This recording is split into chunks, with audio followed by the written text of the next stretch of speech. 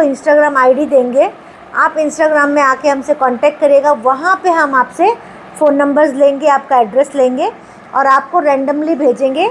अब भेजने के पहले हम इंशाल्लाह आपको इन्फॉर्म करेंगे कि आज आपको हमारी तरफ से ये गिफ्ट आ रहा है। एक कस्टमर के यहाँ पार्टी है तो उन्होंने हमको ऑर्डर दिया है, तो आप देख सकते हैं 4 डब्बा जो है चिकन चीज़ बॉल्स है। तो मैं एक जवाब दी थी उनको कि किसी के आगे हाथ फैलाने से अच्छा है कि मेरे हाथ गंदे रहे। Hello everybody, welcome to Kum's kitchen.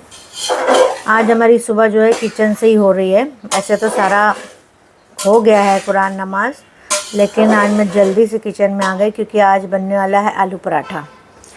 तो साथ साथ बहुत सारे काम हम लोग करते भी जाते हैं।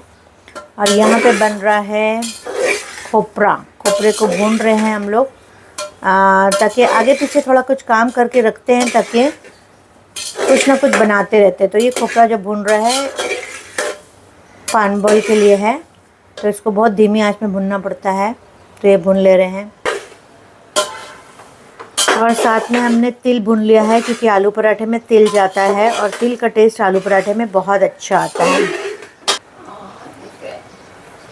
और यहाँ पे मैंने आलू बॉईल कर लिया है, सुबह सुबह चढ़ा दी थी मैं नमाज के बाद आलू, और अभी होने भी आया है, हो ही गया। तो बस मैं इसको निकाल लेती हूँ। तो इस तरह से मैं आलू जो है निकाल के छन्नी में डाल लेती हूँ बास्केट में, और इस पर पानी नहीं डालती हूँ। ऐसा नहीं है कि ठंडा करने के लिए इसको मैं पानी में डुबाती हूँ। पानी में कभी भी आप आलू डालोगे ना तो चिकना हो जाएगा, तो इसलिए कभी भी आलू को बॉईल करने के बाद एक छन्नी में डाल के उसको ऐसे ही ठंडा होने देना चाहिए। और यहाँ पे मैं अभी मिर्ची भिगा दी हूँ, मैं बनाऊँगी इसका लॉलीपॉप। तो आपको पता है मैं फ्रेश मिर्ची ही यूज़ करती हूँ। और कोतमीर जो है मैं धो के रखी हूँ आलू पराठे के लिए। यहाँ बना ली हूँ मैंने हंकड़, तो मुझे याद आया कि आप लोग को दिखा दूँ कि मैं हंकड़ नॉर्मल घर में कैसे बनाती हूँ। बस एक छन्नी ले लेती हूँ, छन्नी के नीचे एक बोल रख देती हूँ और दही को 2-3-4 घंटे तक ऐसे ही पड़े रहने देती हूँ। इसके ऊपर मैं ढक्कन ढक दूँगी ताकि ये अपना पानी निकलता रहेगा। तो हमारे दूसरे काम भी होते रहते हैं और इस तरह से चलता रहता है हमारा काम। तो देखिए मौसम बहुत अच्छा है और थोड़े पसारे पड़े हैं, पर पसारे तो होना ही है, किचन का काम करेंगे तो पसारे तो होते ही हैं। अब कभी कभी जो है मेड को पता ही नहीं चलता कि कुछ चीज़ फेंकने की है कि नहीं फेंकने की है, तो फिर मैं आती हूँ और फेंकती हूँ। ये कुछ काम का नहीं रहता है। इसमें फ्रूट आया था, अंगूर आया था, तो इसको फेंका ही नहीं। अब उनको मालूम भी नहीं था और वो भी कभी कभी सोचते हैं कि पूछे बिना कैसे फेंक देती हूँ। तो यहाँ पे मिर्ची भी चॉप कर ली हूँ मैं। तो इस तरह से सारी तैयारी जो है जल्दी जल्दी कर लो तो बहुत जल्दी काम हो जाता है। तो सुबह सुबह का काम जो है ना बेस्ट होता है कि सुबह में सुकून रहता है और आसानी से हो जाता है और फ्री जल्दी हो जाते हैं हम। तो मैं आ गई हूँ कश्मीरी गार्लिक खाने के लिए, तो मैं खा लेती हूँ उसको छिल के। तो ये लहसुन मैं छिल ली हूँ और मैं और मेरे हस्बैंड ये खा लेंगे। तो सुबह सुबह खाली पेट ये 4 लहसुन तो हम लोग खाते ही है और बहुत सारे बेनिफिट्स है। आप गूगल में भी सर्च करोगे तो आपके फ़ायदे आपको मालूम पड़ जाएंगे। तो सुबह सुबह प्रिंट आउट निकाल लेते हैं ताकि जल्दी से जल्दी डिस्पैचिंग हो जाए। एक कस्टमर के यहाँ पार्टी है तो उन्होंने हमको ऑर्डर दिया है, तो आप देख सकते हैं 4 डब्बा जो है चिकन चीज़ बॉल्स है, 4 फ्रेंच फ्राइज़ हैं, 4 क्रिस्पी थ्रेड चिकन है, 4 marinated lollipop, 4 jumbo chicken tandoori samosa, 5 chicken cheese cigar roll, 1 Russian cutlet. तो ये ऑर्डर मेरा आज का है जो मुझे अभी डिस्पैच करना है। तो ये देख सकते हैं आप 8,974 का। तो मेरी भी हिंदी जो है बहुत अच्छी नहीं है ना, इंग्लिश बहुत अच्छी है, तो 8,974 का ये ऑर्डर है। तो अभी चिकन आ गई है और चिकन को नॉर्मली हम लोग टब में ही धोते हैं, लेकिन आज ये आलू उबला था इसमें ये बर्तन में। तो मैं जो है मेरी आदत है बर्तन कम से कम है जो है हेल्पर्स लोग के लिए निकालती हूँ।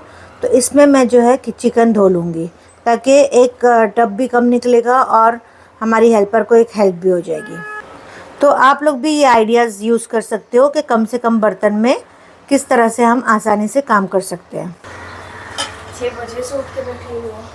तो फ़ोन करने का, तो मैसेज तो मैं देखती नहीं सुबह सुबह। तो ये एक मेरी आदत है कि जो बॉईल करने वाली चिकन होती है वो मैं पहले धोती हूँ। उससे क्या होता है कि उसमें भी बर्तन कम निकलते हैं, छन्नी कम निकलती है, ताकि जो बॉईल करना है वो पहले लेके हम लोग जो है छन्नी में डाल के और फिर फ़ौरन कुकर में डाल देते हैं। अभी मैं काट ले रही हूँ कोतमीर, ये आलू पराठे के लिए है। तो मैं जो है ना कटिंग बहुत फास्ट करती हूँ।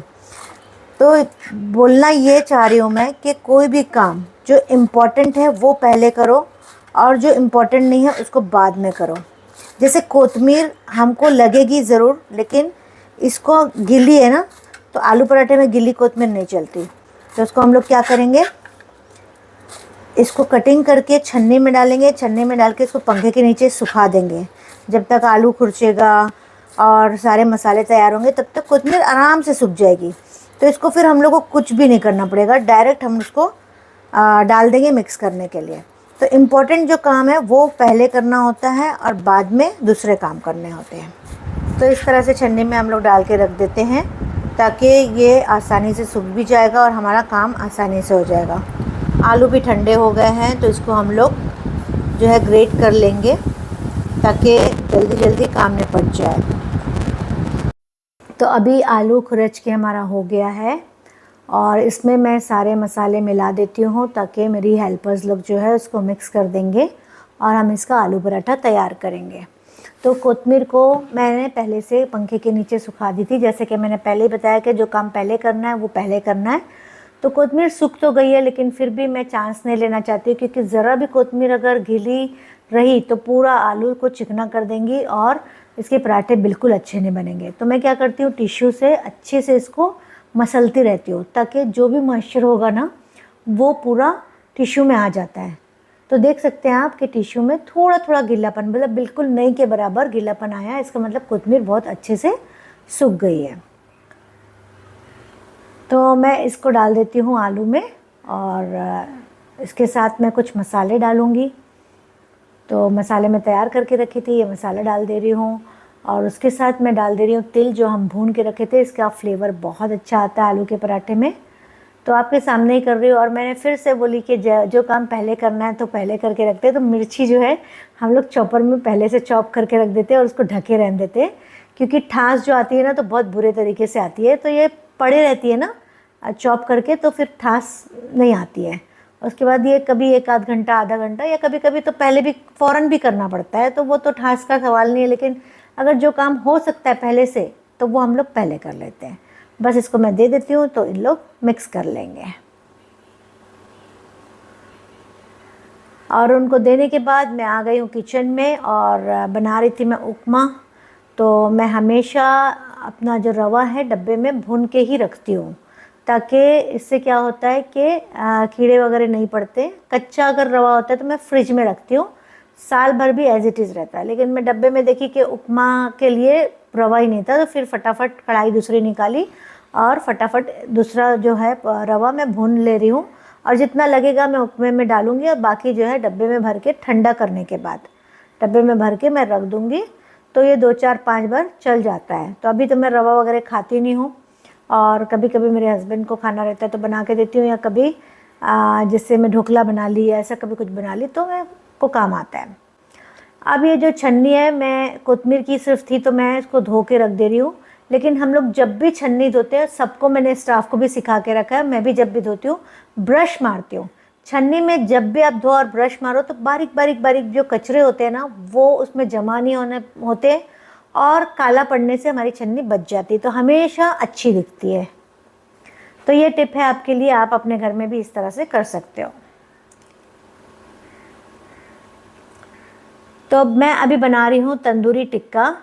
तो सारे मसाले मैं इसमें मिक्स करके ले आई हूँ, लेकिन मेन चीज़ मुझे आपको दिखानी थी। इसके पहले वीडियो में मैंने आपको दिखाई थी कि मैं कलर मंगवाई हूँ लिक्विड वाला। इसके पहले जो मैं वापरती थी बुश का पाउडर कलर, लेकिन इस टाइम मैं जो लाई तो मैं इस लिक्विड से खुश नहीं हूँ। क्यों खुश नहीं हूँ? क्योंकि इसके अंदर जो एक बुच होता है वो नहीं है और सिर्फ उसमें सील लगा था और मैं सील को खोली तो जब इस ढक्कन को लगाई तो वहाँ देखी तो एक छेद है अब वो छेद जो है हमेशा ऐसे ही रहेगा, यानी कि अगर बॉटल गिर जाती है तो ये लिक्विड पलट जाएगा, और ये खुला ऐसे ही पड़ा रहेगा तो इसमें जर्म्स जाएंगे। तो ये एक मेरा टेंशन है कि उसमें टेप या कुछ मेरे को लगा के रखना पड़ेगा। तो ये चीज़ से मेरे को मज़ा नहीं आई। तो नेक्स्ट टाइम मैं किसी को रिकमेंड भी नहीं करूँगी कि तुम लोग ये एक लिक्विड कलर लो। हाँ, यूज़ करने के लिए अच्छा है, लेकिन ये एक प्रॉब्लम है। तो इसके पहले जो मैं यूज़ करती थी, क्या ढका रहता था, हाइजीन रहता था। हालांकि मैं कलर यूज़ भी नहीं करती हूँ, मेरे जितने भी मतलब टिक्काज़ है उसमें कलर यूज़ भी नहीं होता है, लेकिन बहुत लाइट जो है मैं तंदूरी में डालती हूँ ज़रा अच्छा दिखने के लिए। लेकिन उसके बाद भी मेरा इतनी अच्छी कश्मीरी लाल मिर्ची है कि मेरे को हार्डली कलर यूज़ होता है। और अभी भी देखिए मैं लिक्विड बहुत कम, थोड़ा सा ही डाली हूँ, तो कलर मेरे मिर्ची में ही बहुत अच्छा है। जैसे मैं दूसरे टिक्कास बनाती हूँ, अपना टर्किश हो गया, पहाड़ी हो गया, अचारी हो गया, शिकारी हो गया, रेशमी हो गया, बहुत सारे और भी टिक्का है, लॉलीपॉप हो गया, मैं किसी में भी कलर यूज़ नहीं करती हूँ, सब नेचुरल बना हुआ है। लेकिन तंदूरी का ज़रा लुक की वजह से मैं बहुत थोड़ा सा कलर यूज़ करती हूँ, ताकि कश्मीरी लाल मिर्ची में और ज़्यादा अच्छा कलर दिखाई दे। तो इस तरह से मैं अच्छे से इसको मिक्स करती हूँ, और मेरे कस्टमर्स के पास जब जाता है तो कभी भी वो शिकायत नहीं करते हैं कि अच्छी नहीं बनी। टेस्ट हमेशा उनको बहुत पसंद आता है, बहुत टेस्टी बनता है, बहुत मज़े का बनता है। और ये वेट लॉस वालों के लिए तो बहुत अच्छा है, बच्चे से बच्चा भी ये टिक्का खा लेता है आराम से। और हम लोग घर में भी यही टिक्का यूज़ करते हैं, कोई प्रिजर्वेटिव या कुछ भी आर्टिफिशियल फ्लेवर इसके अंदर नहीं है। और मसल के जब हम लोग मैरिनेट करते हैं ना, तो उसका फ्लेवर और अच्छा आता है। ऐसा मालिश जैसा करते हैं ना हम लोग, उस तरह से टिक्के को मसलना चाहिए, उस तरह से टिक्का की मालिश करना चाहिए। तो ये इसका टेस्ट और इसका फ्लेवर, इसका टेक्सचर, जब आप बनाओगे तब भी उसका टेक्सचर में फ़र्क पड़ेगा जब आप उसको अच्छे से मसाज दोगे। तो बहुत देर तक मैं इसको मलती रहती हूँ, तब कहीं जाके इसका फ्लेवर एनहांस होता है, और उसके बाद हम इसको कस्टमर तक पहुंचाते हैं। अगर आपको भी ऑर्डर देना है तो डिस्क्रिप्शन बॉक्स में लिंक दिया हुआ है, आप वहां से ऑर्डर कर सकते हैं। यहाँ पे चने की दाल मैं मंगवा ली हूँ, तो इसका बनेगा मटन शामी कबाब और चिकन शामी कबाब।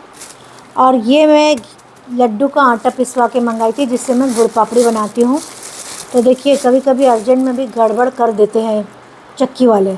अब ये आटा मैं पिसवाई थी, लेकिन इतना मोटा पीसा है ये देखिए कि ऐसा लग रहा है शक्कर का दाना। तो इससे तो बिल्कुल भी गुड़ पापड़ी अच्छी नहीं बनने वाली है। और 5 किलो मैं पिसवाई हूँ, और ये मेरे लिए वेस्ट है। तो बहरहाल मेरा चक्की वाला बहुत अच्छा था, तो वो वापस ले रहा है। वो क्या करेगा मुझे तो नहीं मालूम, लेकिन हाँ मुझे बोला है कि मैं आपको दूसरा दे दूँगा, आप फ़िक्र नहीं करो। तो ये हो गया। अब यहाँ देखिए ये हो गया गंदा। तो काम करेंगे तो ये सारी चीज़ें होती रहती है, फिर वो गंदे और सफाई का टेंशन नहीं लेने का काम के टाइम में। जब हम काम करेंगे 2 पैसा मिलेगा तो ये गंदगी सहनी पड़ेगी, क्योंकि घर से काम कर रहे हैं, एक छोटा सा काम है। तो एक हाउसवाइफ होते हुए हम लोग काम करते तो गंदा होता है। मैं बहुत सारे बिज़नेस कर चुकी हूँ। जब मैं मेहंदी का बिज़नेस करती थी तो मैं मेहंदी भिगाती थी ना, तो सारा हाथ जो है मेरा काला काला हो जाता था। जब डार्क कलर मेहंदी का आता है तो पूरा काला हो जाता था। तो मेरे ही जानने वाले ने, किसी ने कहा था, छी कितना गंदा लगता है, ऐसा काला काला तुमको कैसा लगता है कुलसुम, इतना गंदा गंदा हाथ। तो मैं एक जवाब दी थी उनको कि किसी के आगे हाथ फैलाने से अच्छा है कि मेरे हाथ गंदे रहे। तो कमेंट में लिखिएगा कि आपको ये बात कैसी लगी और मुझे क्या जवाब देना चाहिए था, या मैं जो जवाब दी वो सही है या गलत है। तो अभी मैं आई हॉल पे तो देखी कि मेरी बेटी कुछ शूट कर रही है। तो उससे मैं पूछी कि क्या बना रही है, तो बता रही है टाट बना रही हूँ। तो अभी ये यूट्यूब चैनल के लिए अपनी रेसिपी कर रही है। अगर इसकी रेसिपीज़ देखना है तो इसके चैनल बेक एंड शेक में आप सब्सक्राइब कर सकते हैं। बीच बीच में ये फ्री वर्कशॉप भी लेती है। अगर आप चैनल को सब्सक्राइब कर लिए तो ये मौका आपको भी मिलेगा। मेरी बेटी को बेकिंग का इतना ज़्यादा शौक़ है कि बहुत ज़्यादा डेडिकेशन के साथ, बहुत शौक़ से और बहुत दिल से ये इस काम को करती भी है। और जब क्लासेस भी लेती है तो बहुत दिल से और बहुत अच्छे से लेती है, और सारे स्टूडेंट्स इसके खुश होके जाते हैं। और बेक एंड शेक में भी इसको सब्सक्राइबर जो है फ़ोन कर के बोलते हैं कि आपने बहुत अच्छा करे। अभी मैं नहा के नमाज़ पढ़ के आ गई हूँ किचन में। थोड़ा से अच्छा नहीं लग रहा था, थोड़ा से सुस्त लग रहा था, तो मैं आई। किचन तो गंदा ही पड़ा है अभी, क्योंकि अभी सब स्टाफ गए हैं और थोड़ा काम बाकी है, तो किचन गंदा है और अभी सफाई बाकी है। तो मैं आ गई हूँ कॉफ़ी बनाने के लिए। तो मैं और मेरे हस्बैंड के लिए मैं कॉफ़ी बनाऊँगी। और कॉफ़ी में कुछ भी नहीं है, सिर्फ पानी डालती हूँ और कप में कॉफ़ी डालती हूँ। बस ये है कि मेरे हस्बैंड के लिए मैं ज़रा वार्म कॉफ़ी बनाती हूँ और मेरे लिए हॉट कॉफ़ी बनाती हूँ, क्योंकि मेरे हस्बैंड जो है वो 2 मिनट में कॉफ़ी पी लेते हैं, लेकिन मैं कॉफ़ी को बहुत एंजॉय करती हूँ, मैं कॉफ़ी को बहुत मज़ा लेती हूँ। और कोई भी खाने पीने की चीज़ को मैं एंजॉय करके मज़ा लेके ही खाती पीती हूँ।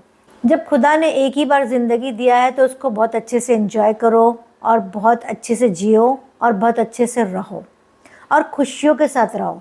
और जब कॉफ़ी पीती हूँ तो मैं खुशियों के साथ पीती हूँ, कोई चीज़ खाती हूँ तो मैं खुशियों के साथ खाती हूँ।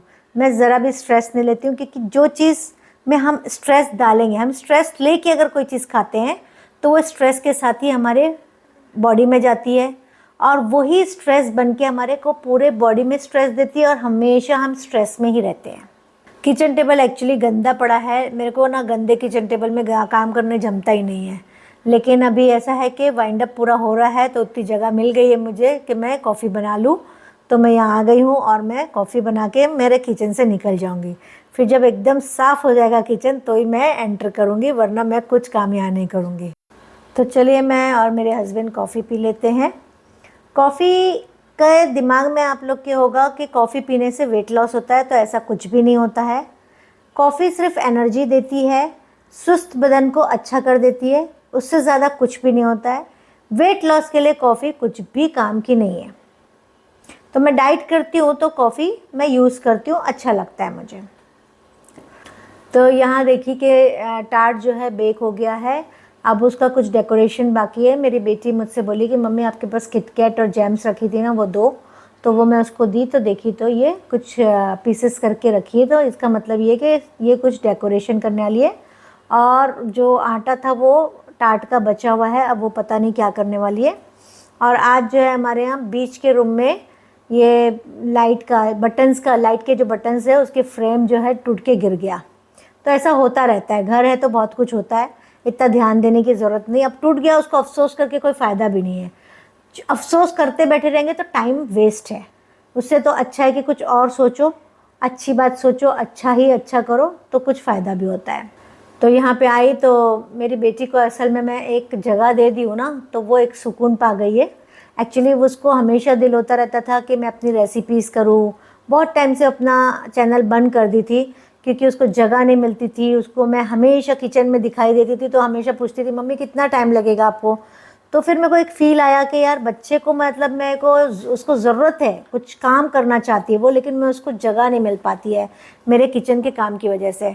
तो फिर मैंने सोचा कि भाई बच्ची को क्यों परेशानी उठानी पड़े। तो अब घर की सफाई का मेरे को बहुत ज़्यादा था पहले से ही कि हर चीज़ परफेक्ट जगह पे होना चाहिए, हर चीज़ अपनी एक पर्टिकुलर जगह पे होना चाहिए।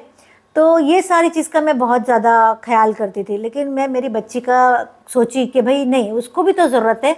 तो मैंने एक जगह उसके लिए बना दी। भले मेरे को ऐसा लगता है कि मेरा घर का सिस्टम थोड़ा चेंज हो गया है, लेकिन मैंने उसको जगह बना के दे दी कि भाई यहाँ पे तू अपनी बेकिंग कर, यहाँ पे तू अपनी अपने फ़ोटोग्राफी कर, यहाँ पे तू अपना रेसिपीज़ कर। तो वो बड़ी खुश हो गई और वो जब भी करती है मुझे पता भी नहीं चलता कि वो क्या क्या काम कर रही है यहाँ पे बैठ के। तो अपना उसको स्पेस मिल गई है, एक जगह मिल गई है, तो वो सुकून हो गया, उसको बे टाइम अपनी रेसिपीज़ अब कर सकती है। हाँ, बच्चे का जो टैलेंट है उसको मत दबाओ, क्योंकि अगर मैं किचन के काम में ही ध्यान दूँ और मैं मेरे बच्चे के बारे में नहीं सोचूं कि भाई उसका टैलेंट वो अंदर दबा दबा के रख रही है, खामोश रह रही है, मेरे काम की वजह से वो अपने टैलेंट को जाहिर नहीं कर पा रही है, तो मुझे ही एहसास करना पड़ेगा कि मेरे बच्चे को क्या ज़रूरत है। तो मैं उसको एक जगह दे दी ताकि वो अपने टैलेंट को निकाल सके, अपने टैलेंट को आगे बढ़ा सके, सक्सेस की तरफ वो जा सके। क्योंकि अगर मैं उसके बारे में नहीं सोचती तो वो सक्सेस भी नहीं होती, वो आज इतनी कामयाब नहीं होती और अपनी जगह पे पहुंच भी नहीं पाती। हाँ, बहुत सारे पेरेंट्स होते हैं ना कि भाई जगह ख़राब नहीं होनी चाहिए, गंदा नहीं होना चाहिए, ये जगह पे यही चीज़ रहना चाहिए। नहीं, वो छोड़ दो, वो सब बाद में भी हो जाएगा। एक बार इंसान सक्सेस हो जाएगा तो बहुत सारी चीज़ें मिल जाएगी जो आपकी खो चुकी है।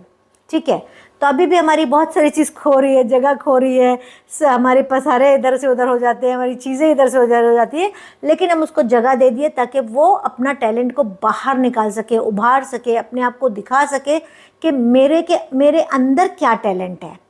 तो आपके बच्चों के लिए भी ऐसे ही आपको सोचना है कि ये नहीं कि भाई आज बड़ी हो रही है तो बस झाड़ू पोछा बर्तन कपड़ा ही सिखाना है, कि सास के घर जाओगे तो क्या करोगे, वहाँ तो पकाना भी सीखना पड़ेगा, ये भी नहीं, आप वो मत सोचो। जब वो बच्ची आपकी शादी होके जाएगी, वो माहौल मिलेगा, तो उस माहौल में बच्ची आपकी खुद ढल जाएगी। देखिए, लड़कियां विदा होती है, लड़के विदा नहीं होते। क्यों? कि लड़कियां माहौल को एक्सेप्ट कर लेती है, लड़कियां माहौल में ढल जाती है और वो एक्सेप्ट कर लेती है, इसलिए लड़कियों को विदा किया जाता है। तो जब लड़कियां विदा होकर जाएगी तो वो सारी चीज़ें वहाँ के माहौल को देखेगी, वो सीख जाएगी, और उसकी फ़िक्र आप मत करो। लेकिन इस वक्त उसके टैलेंट को आप बाहर निकालो और उभारो और उसको वो करने दो जो उसके टैलेंट है। इस तरह से बच्चे भी देखते हैं कि उनके पेरेंट्स जो है हमारे को मोटिवेट कर रहे हैं, आगे बढ़ा रहे हैं, तो बच्चे हमेशा अपने माँ बाप का भी ख्याल रखते हैं और शुक्रगुजार भी होते हैं कि हमारे माँ बाप ने आज इतना सपोर्ट किए तो हम उनकी वजह से है। फिर बच्चे भी हमेशा याद करते रहेंगे आज जो कुछ भी हम हैं हमारे पेरेंट्स की वजह से है।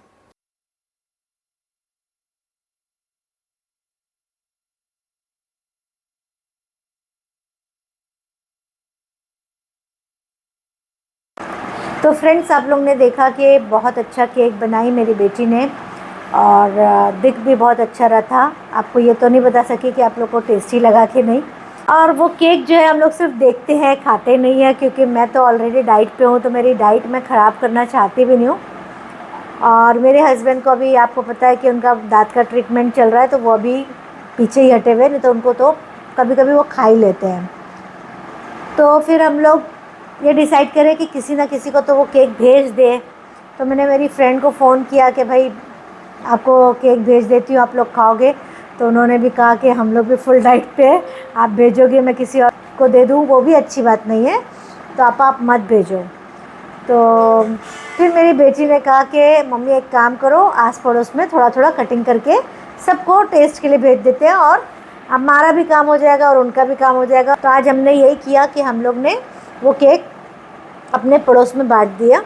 मेरी बेटी शूट के लिए रेगुलरली कुछ ना कुछ चीज़ तो बनाती रहती है, तो हम लोग ये प्लान कर रहे हैं कि अगर आप मुंबई में हो और मुंबई के कोई भी जगह पे आपको अगर मेरी बेटी की बनी हुई चीज़ें चाहिए तो हम लोग आपको भेजेंगे। आप मुझे कमेंट में लिखो तो हम लोग आपको भेजेंगे, लेकिन कोरियर आप दोगे। कोरियर तो आप दोगे, लेकिन जो चीज़ हम भेजेंगे उसका कोई भी चार्ज हम लोग नहीं करने वाले हैं। तो कमेंट में आप अपना नंबर मत डालिएगा, कमेंट में लिखिएगा कि मुझे आपकी बनी हुई चीज़ें चाहिए। तो उसमें से बहुत सारे कमेंट हो सकता आएंगे कि हमको भी चाहिए, हमको भी चाहिए, तो वो सारा हम जो है नोट डाउन करेंगे और फिर आपको इंस्टाग्राम आईडी देंगे। आप इंस्टाग्राम में आके हमसे कांटेक्ट करिएगा, वहाँ पे हम आपसे फ़ोन नंबर्स लेंगे, आपका एड्रेस लेंगे और आपको रैंडमली भेजेंगे। अब भेजने के पहले हम इंशाल्लाह आपको इन्फॉर्म करेंगे कि आज आपको हमारी तरफ से ये गिफ्ट आ रहा है। तो कैसा लगा हमारा ये प्लान, आप कमेंट में ज़रूर लिखिएगा। मैं कमेंट सबके पढ़ती भी हूँ और जवाब भी देती हूँ। So thank you very much.